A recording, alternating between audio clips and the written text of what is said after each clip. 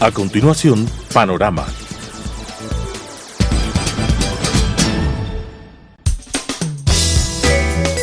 Clasificación B, bajo supervisión de un adulto.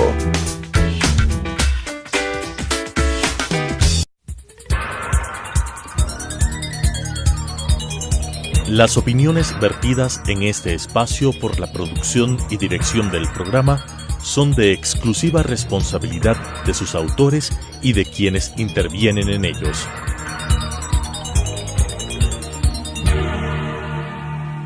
Telesucesos Canal 29 UHF presenta Panorama, política interna y asuntos internacionales abordados por especialistas, jefes de misiones diplomáticas, organismos internacionales y expertos en temas de la comunicación política nacional e internacional.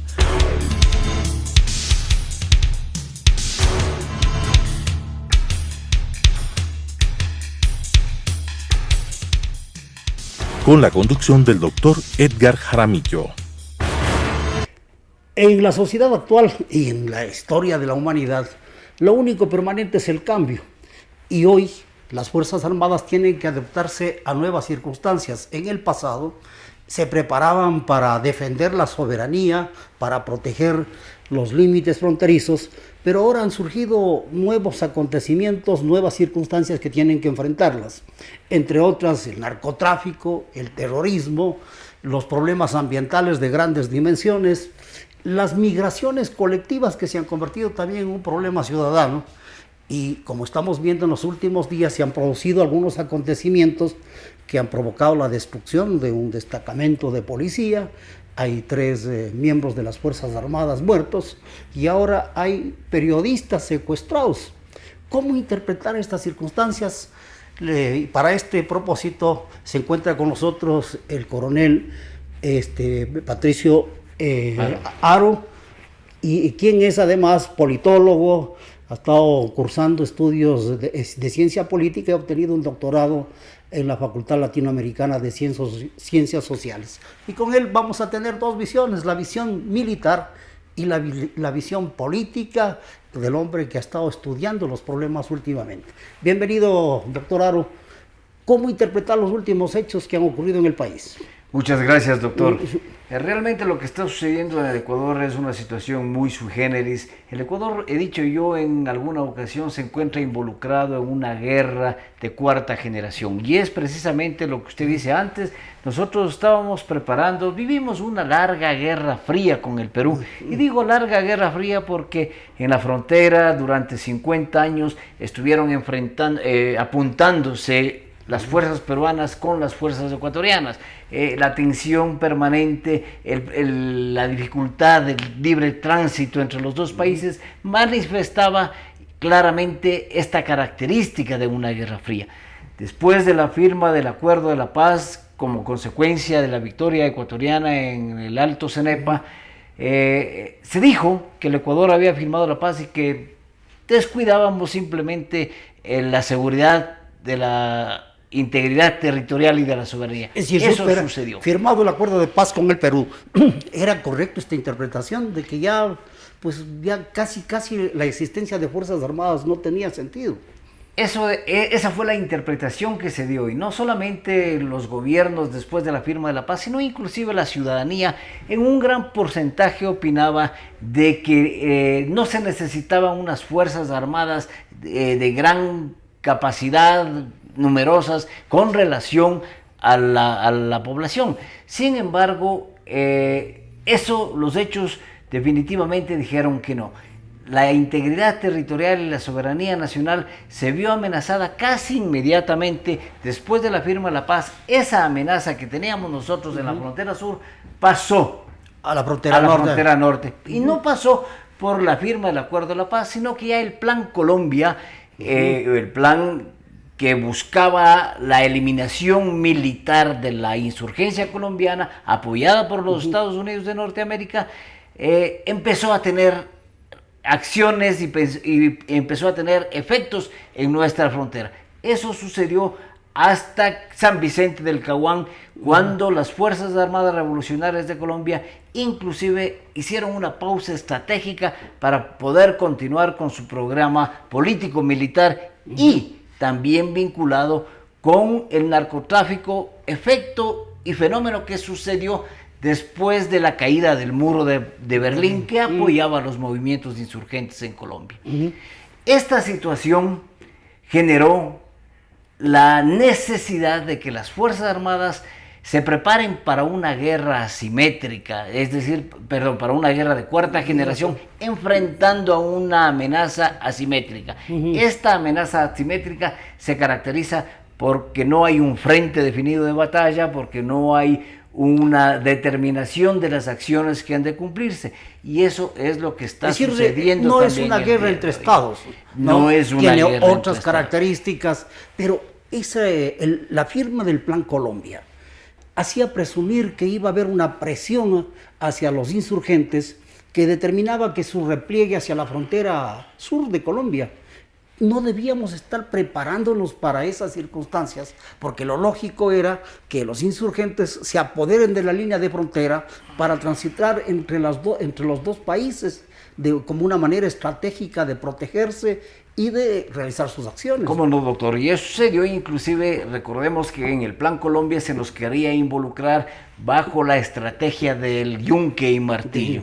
Es decir, el yunque nosotros debíamos formar en la defensa soportar la presión. Soportar la presión que ejercían las fuerzas militares de Colombia hacia los grupos insurgentes y nosotros aguantar. Eso no sucedió en buena hora porque no debíamos involucrarnos de manera alguna en el conflicto colombiano, que no es un conflicto nuestro y que iba a traer serias consecuencias. No, pero si bien no es un conflicto evidentemente del Ecuador, pero sí teníamos que estar preparados para enfrentar esas circunstancias que, no siendo nuestras, de todas maneras iban a provocar problemas en la frontera, y lo que estamos viendo, sobre todo porque ya era previsible y todo el mundo conocía que las Fuerzas Armadas trastocaron sus principios. Ya no era una guerrilla ideológica, sino una guerrilla vinculada al narcotráfico. Esa relación con el narcotráfico estaba absolutamente claro. El momento que se vincula la insurgencia colombiana para proteger los sembríos de coca, se desarrollan también carteles muy grandes dentro y al interior de Colombia, que eran constituidos por las FARC y por el Ejército de Liberación Nacional. Estos carteles de la droga ya no daban solo seguridad a las plantaciones de coca, sino que instalaron en sus áreas controladas sendos laboratorios de refinación de hoja de coca. Y esa cocaína producida en el interior del territorio colombiano, bajo la supervisión y el control de estas fuerzas insurgentes, tenía que salir de alguna manera. Y esa salida obviamente era el corredor que sale hacia Mataje, hacia el Océano Pacífico y también hacia Manta, con la ruta marítima del Océano Pacífico hacia los mercados de Estados Unidos y de Europa.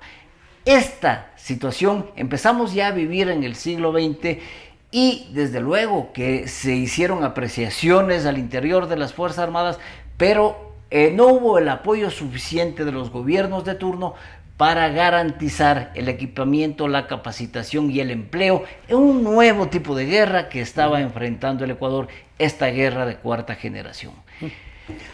Así, las anteriores autoridades del Estado justificaron su arremetida contra las Fuerzas Armadas, porque esto es absolutamente real, ¿no? Se crearon problemas disciplinarios, no se les entregó los aportes necesarios para que obtengan el armamento y los instrumentos que hagan posible, porque no basta con vestirse el uniforme, no se puede enfrentar a la narcoguerrilla únicamente con soldados desarmados. Habría que prever. En este sentido, no es tan cierto aquello de que la sociedad también quería que cambien las Fuerzas Armadas. Las últimas encuestas de los últimos 10 años siempre se caracterizaron por una constante. La ciudadanía, entre otras, una de las entidades que más prestigio y en las que más confiaba siempre fue las Fuerzas Armadas, de tal manera que no había en la sociedad esa visión de que las Fuerzas Armadas tendrían que desarmarse o dividirse como se propuso en un momento, ¿no? No, sí, y había no la sociedad en su conjunto, pero había un porcentaje significativo, más del 15% en las encuestas de opinión de la credibilidad y confianza de las instituciones, consideraban que ya las Fuerzas Armadas no eran necesarias, a pesar de que le daban la mayor credibilidad y confianza también entre las instituciones que siempre han estado disputándose los primeros lugares de credibilidad y confianza: la Iglesia, la prensa y las Fuerzas Armadas. Entonces, sí, el gobierno anterior desmanteló, restó la capacidad operativa de las Fuerzas Armadas, pero no es una consecuencia, sino más bien es un efecto de una relación incestuosa, he dicho yo, entre los candidatos de la Revolución Ciudadana y las Fuerzas Armadas Revolucionarias de Colombia, que se dieron desde el primer momento, es decir, desde que se presentaron las candidaturas, doctor. Recordemos nosotros que el mundo vio las declaraciones del Mono Jojoy cuando informaba a sus huestes insurgentes de que las FARC apoyaron con $200,000 a la campaña de Rafael. Eso dijo textual o casi textualmente el Mono Jojoy, uno de los más importantes líderes insurgentes.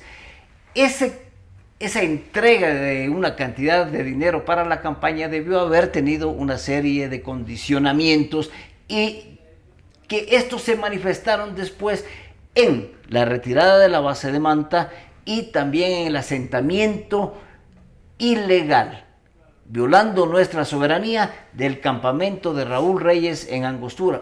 Un asentamiento de un cuartel general en territorio ecuatoriano que duró por lo menos 6 meses. Habría durado por lo menos 6 meses. Entonces el Ecuador no vio nunca nada, no oyó nunca nada. Sin embargo, se sabía que estaba, o se escuchaba que había este asentamiento irregular. Se produjeron los hechos con Colombia, lamentablemente, y la salida de la base de Manta también causó efectos negativos muy serios, y el narcotráfico tuvo realmente un corredor abierto por ese sector. Estamos con el doctor Patricio Haro, coronel además de la República, para precisar conceptos y ampliar visiones respecto del tema de la seguridad nacional. Nos ha dicho que, entre otras cosas, este aporte a las campañas permitió que se establezca, de hecho, un corredor que facilitaba las operaciones de la narcoguerrilla, y entre otras cosas también eso significó la salida de la base de Manta. Más allá del tema ideológico, los cuestionamientos respecto de los Estados Unidos que mantenían esa base, no era lo lógico que, saliendo esa base militar operativa de control del narcotráfico, había que establecer algún sistema que sustituya eso, precisamente para evitar lo que está ocurriendo ahora? Eso era lo lógico. Se necesita información y se necesita intercambio de inteligencia, pero eso lamentablemente no sucedió. Y no sucedió porque habrían habido intereses. Viene después de esta situación el proceso de paz del Estado colombiano con las Fuerzas Armadas Revolucionarias de Colombia, las FARC. Y desde los primeros momentos en que se reunieron en La Habana para oficializar las conversaciones, el Ecuador dijo, y advirtieron las Fuerzas Armadas ecuatorianas, que los peores efectos de ese proceso de paz llevaría el Ecuador. Entonces, eso es lo que estamos viviendo hoy precisamente. En este interín de la firma del acuerdo de paz, grupos que no plegaron, grupos insurgentes que no plegaron al proceso de paz, se convirtieron en delincuentes comunes y traficantes de droga. Y esos son precisamente los que abrieron un corredor por Mataje hacia el Océano Pacífico, en donde hoy se están desarrollando estas acciones de guerra entre el Ecuador y esta fuerza asimétrica. Ese corredor permitió, dije yo en algún momento, habría permitido el libre tránsito de estos precursores y de droga, de los mismos estupefacientes. Yeah. Y el día de ayer el presidente de la República lo dice: se le dio demasiada permisibilidad a las fuerzas insurgentes. Entonces, lo que habíamos afirmado, habíamos puesto potencialmente como una posibilidad, el presidente de la República el día de ayer lo ratificó. O sea, se les permitió transitar libremente en nuestro territorio, y como consecuencia de eso también uno se pone a analizar y dice: ¿Qué pasó? ¿Por qué se disminuyó la capacidad operativa de las Fuerzas Armadas con los elementos que usted señala? No se le asignaron los presupuestos necesarios para cumplir los planes de mantener la capacidad operativa.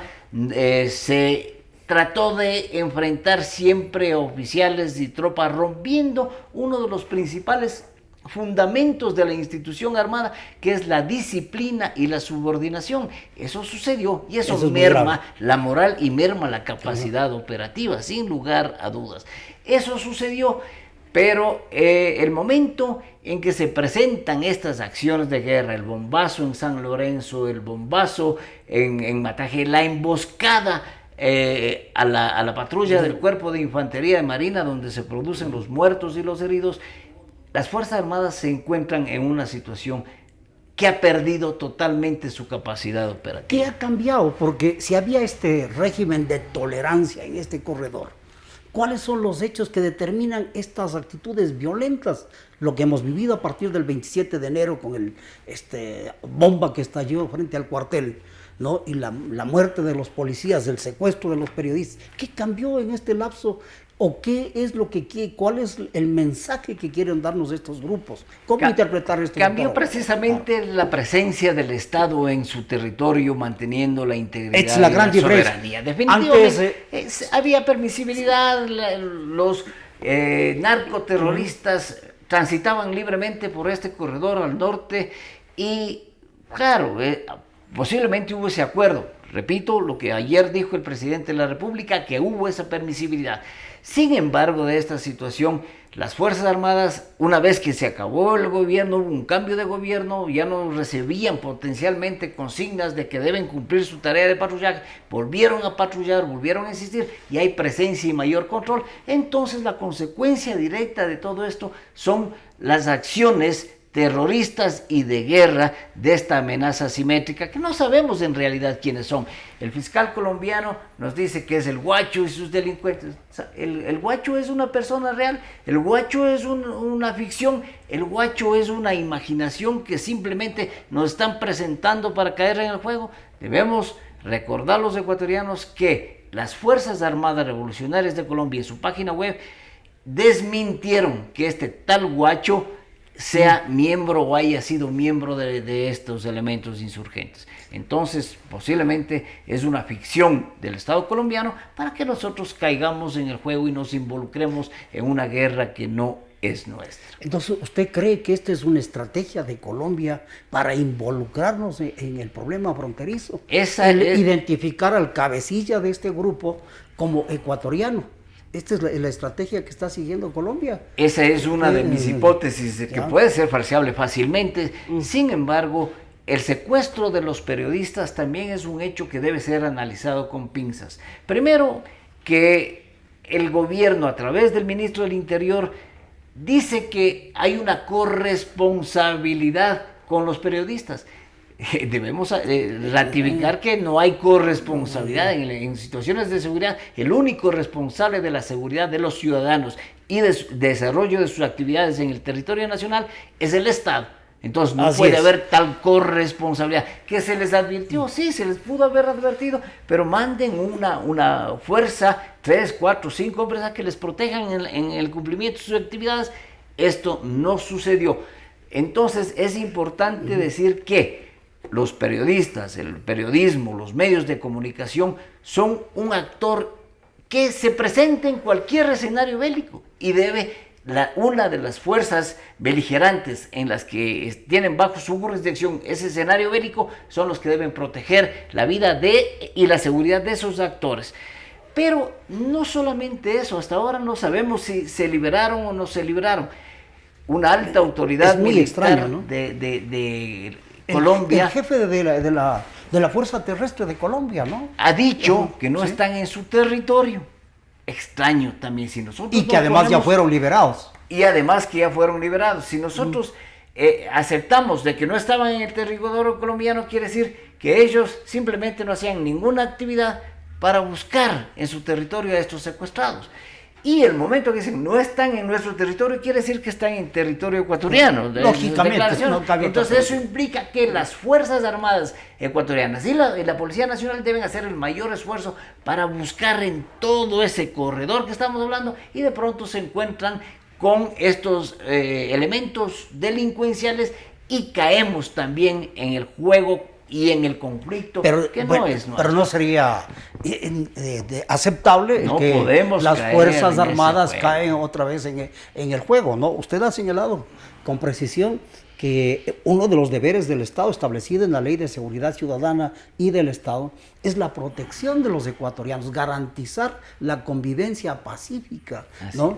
Y habiéndose declarado el estado de emergencia en la provincia de Esmeraldas, lo lógico es que la fuerza militar tenga el control, y por lo tanto no era cuestión de que los periodistas les controlaron y les dijeron sigan nomás, corran ustedes su riesgo. Y no cabe, ¿no le parece que esto es parte de la falta de planificación, de organización para enfrentar el problema? Hay mucha improvisación. No quiero decir con esto que el 27 de enero el bombazo nos sorprendió en San Lorenzo. No debió habernos sorprendido, por lo menos, pero... Eso es que casi incontrolable, pues es muy difícil, ¿no? Sí, saber, a pesar de sí, que para eso está la inteligencia también, ¿no? Para ir preparando, identificando eventuales problemas. Desde luego, doctor, y esa inteligencia se obtiene de alguna manera, de varias maneras, pero una de las importantes es el intercambio de información entre diferentes países. Pero otra de las cosas que lamentablemente el gobierno anterior hizo fue sacarle al Ecuador del sistema interamericano de defensa. En el sistema interamericano de defensa era el lugar más adecuado, más idóneo, en donde se obtenía y se intercambiar información de todo tipo. No solamente información, sino destrezas militares, intercambiar entrenamiento, cursos, capacitación. Pero él, por la ideología, se le retiró al Ecuador del sistema interamericano de defensa y quedó aislado. Bueno, no quedó aislado porque se introdujo en un sistema de defensa de la ALBA. ¿Qué nos podía proporcionar la ALBA a nosotros como Estado ecuatoriano? ¿Qué información, qué intercambio de entrenamiento? Se estableció inclusive, recordemos, una escuela contraimperialista, una escuela militar contraimperialista en Bolivia, a nombre de la ALBA, ¿no? Eso lamentablemente provocó sus efectos y nosotros nos quedamos sin poder tener acceso a la información que podrían proporcionar el resto de estados que también de alguna manera se ven afectados por este fenómeno del crimen internacional organizado. Usted como estratega y como analista político por su formación, doctor Aro, ¿cómo interpreta que declarado el estado de emergencia, quien conduce las operaciones o es el vocero oficial, es el ministro del Interior y no como debería ser un alto oficial de las Fuerzas Armadas o el ministro de Defensa? ¿Cómo interpretar esta situación? Así es, el momento que se declara el estado de excepción y el estado de emergencia, también como es el caso de la provincia de Esmeraldas, en los dos cantones, en San Lorenzo y Eloy Alfaro, se declara o se debe declarar también el territorio sobre el que va a regir ese estado de emergencia. Y ese territorio, esa jurisdicción, debe tener un vocero, una autoridad que administra los procesos de excepción a las normas constitucionales que están vigentes en ese espacio. Eso no ha sucedido y se le pone como vocero al ministro del Interior. Desde luego debía haber sido una autoridad militar. Hoy está operando la Policía Nacional y las Fuerzas Armadas. Sin embargo, no hay un mando único, resquebrajando política y militarmente un elemental principio que es el de unidad de mando. Eso está sucediendo lamentablemente y debe retomarse inmediatamente los conceptos de la seguridad del Estado, llamémosle de la seguridad de la nación, porque ahí dice claramente que el estado de excepción debe tener una autoridad responsable que administre ese estado de excepción en nombre del presidente de la República y del jefe de Estado. Este debilitamiento de las Fuerzas Armadas por una parte, y la ley les ordena la planificación, no solo de política, sino de acciones, dice que tiene que tener planes y proyectos. Cuando estos hechos ocurrieron, al interior de las Fuerzas Armadas, los mandos militares ¿por qué no reaccionaron y exigieron que se le otorguen los recursos y que la planificación que hacía debía tener los instrumentos necesarios? Porque si no, era una planificación inútil que no servía para nada. ¿Qué pasó allí? En efecto, las Fuerzas Armadas mantienen dos tipos de planes. Un plan de adquisiciones de las necesidades para atender logísticamente a las operaciones y un plan de empleo de las Fuerzas Armadas. Este plan de adquisiciones o el plan estratégico requiere de un presupuesto, como usted bien lo dice, y eso no se entregó. Apenas las unidades militares tenían para mantener su capacidad mínima de sobrevivencia. Eso no sucedió, desgraciadamente, pero las Fuerzas Armadas, especialmente los mandos, no reclamaron con el suficiente vigor al Estado ecuatoriano de esas necesidades, tanto logísticas cuanto operativas, porque se malinterpretó primero la subordinación al poder político legítimamente constituido y también porque se malinterpretó la no deliberancia. Las Fuerzas Armadas son obedientes y no deliberantes, dice la Constitución. Sin duda. Entonces, pero hay que respetar la Constitución, Miguel. No les vamos a dar nada para adquirir el armamento. Pero eso no tiene sentido alguno. Entonces, eso yo tengo que decir un ratito, eso nos va a impedir cumplir nuestra misión constitucional. Entonces, esa no es no deliberación, simplemente es un acatamiento ciego de las disposiciones políticas mal dadas, sin que exista de por medio una recomendación para que se entreguen los recursos que necesita las Fuerzas Armadas para el cumplimiento de su tarea. No, sin duda las fuerzas de seguridad tienen que someterse al mando civil, ¿no? A las autoridades del poder civil, pero esto no significa que hay que poner en el Ministerio de Defensa a gente improvisada, que no tiene el conocimiento y la experiencia necesaria. Esto no quiere decir que hay que nombrar como ministro siempre a un militar, pero puede ser un civil pero con conocimiento, no puede ser una cuota política simplemente. ¿Qué piensa usted, Sí, doctor? yo tengo una hipótesis y ese es uno de los argumentos de mi tesis de doctorado precisamente, en la que sostengo que el ministro de la Defensa tiene que ser un político, militar o civil, pero un político. Ojo, que no estoy diciendo un militar político, sino un político militar, es decir, gente que ya ha estado en el servicio pasivo y que se ha dedicado a la carrera política. En esto es necesario también decir que los militares que asumen el Ministerio de Defensa tienen que tener conocimiento de política y haber actuado en la política en la misma medida que un civil, al asumir el Ministerio de Defensa, tiene que tener conocimiento de la administración militar en los recursos y en la seguridad nacional. Queremos agradecerle al doctor y coronel Patricio Aro por permitirnos comprender cuál es la situación real que estamos enfrentando en este momento en temas de seguridad nacional. Yo creo que los conceptos que él nos ha expuesto nos permite tener una clara visión de la importancia que tiene la seguridad nacional para el país. Muchas gracias, doctor, por su invitación. Las opiniones vertidas en este espacio por la producción y dirección del programa son de exclusiva responsabilidad de sus autores y de quienes intervienen en ellos.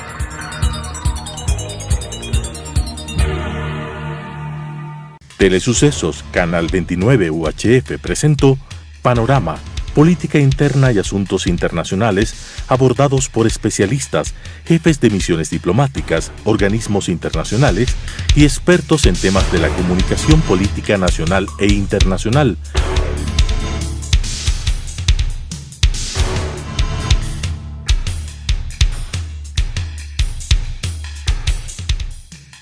Con la conducción del doctor Edgar Jaramillo.